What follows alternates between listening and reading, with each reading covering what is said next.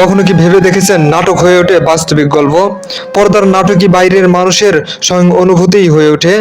আমরা তো নাটক সিনেমা দেখেছি, কিন্তু কখনো করা হয় নাই। তবে এটি এমন একটি নাটক ছিল যেন মানুষ ওই জগতেই বসবাস করতেন। যেই কাল্পনিক নাটকের চরিত্রে দেশের স্বয়ং প্রধানমন্ত্রীও জেগে উঠেছিল।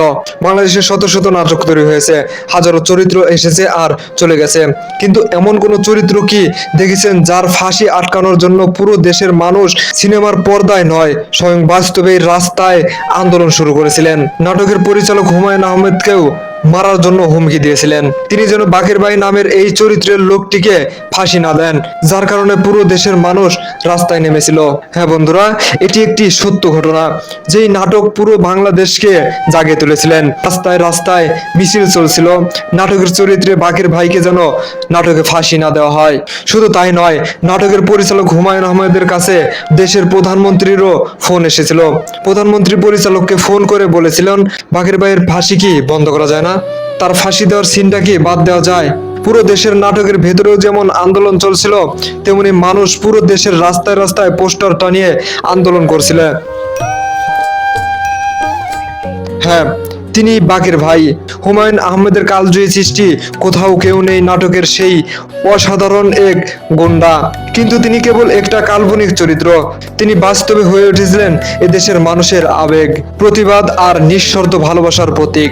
একটা কাল্পনিক চরিত্র, আর তখন শুধু কাল্পনিক চরিত্র ছিল না, ভাবা যায় একটা ছবি রূপ নিয়েছিল বাস্তবে। নাটকের চরিত্রে আন্দোলন করা ব্যক্তিদের সাথে সাথে দেশের মানুষও ম্যাজিকের মতো প্রতিবাদ শুরু করে। বাকের ভাই কে ছিলেন?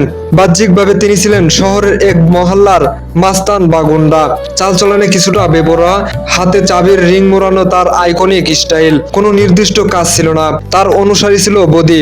বদি আর মজনুকে নিয়ে মহল্লায় ঘুরে বেড়াতেন। চরিত্রের এই কাল্পনিক গুন্ডা নাটকের পাশাপাশি বাইরের জগতের মানুষের কাছেও জনপ্রিয় হয়ে ওঠেন। চরিত্রের এই মাস্তানের খোলসের ভিতরে লুকিয়েছিল এক অতি খাঁটি ও ন্যায়পরায়ণতা। তার এই ন্যায়পরায়ণতা দুর্নীতিবাজ মানুষের কাছে বিষের মতো হয়ে ওঠে। তারা তখন থেকেই তাকে মিথ্যা অভিযোগে অভিভূত করেন। বাকের ভাইয়ের পতনের শুরু একটা মিথ্যা হত্যা অভিযোগ থেকে। এলাকায় ঘটে যাওয়া একটি মিথ্যা খুনের দায় এসে পড়ে বাকের ভাইয়ের উপর, অথচ তিনি ছিলেন নির্দোষ। ন্যায় বিচারের আশায় থাকা বাকের ভাই ফেসে যায় সমাজের কুৎসিত রাজনীতির পেছে। সবচেয়ে বড় আঘাতটি আসে ভেতর থেকে, তারই পরম বিশ্বস্ত অনুসারী বদি। আদালতে বদির দেওয়া মিথ্যা সাক্ষী বাকের ভাইয়ের ভাগ্য পরিণত নির্ধারণ করে দেয়। নাটকের চরিত্রে অন্যায়ের বিরুদ্ধে লড়াই করা বাকের আটকে যায় আইনের বেড়াজালে।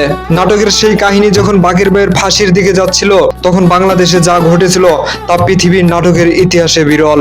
মানুষ ভুলে গিয়েছিল বাকের ভাই কোনো বাস্তবিক মানুষ নন।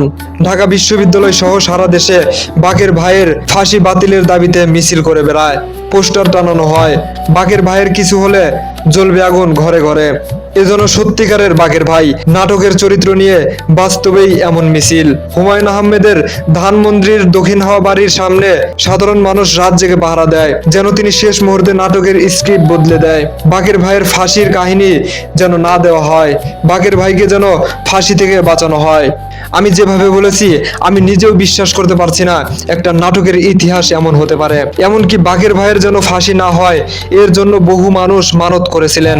এই নাটকটির জন্য বাকের ভাইয়ের যেন ফাঁসি না হয়, সেই জন্য পরিচালককে স্বয়ং বাংলাদেশের প্রধানমন্ত্রী নিজেই আবেদন জানিয়েছিলেন যেন বাকের ভাই চরিত্রের ফাঁসি না হয়।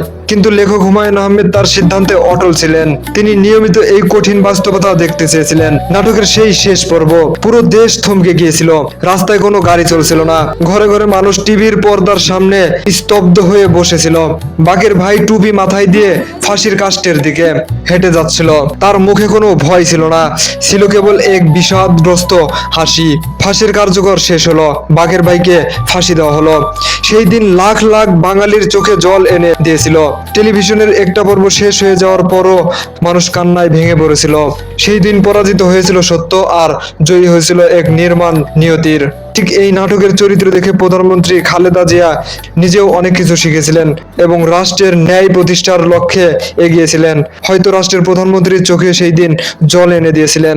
প্রধানমন্ত্রীর অনুরোধ সেই দিন ফিরিয়ে দিয়ে বাকের ভাইকে ফাঁসি দেওয়া হয়েছিল। SBK TV. Subscribe now.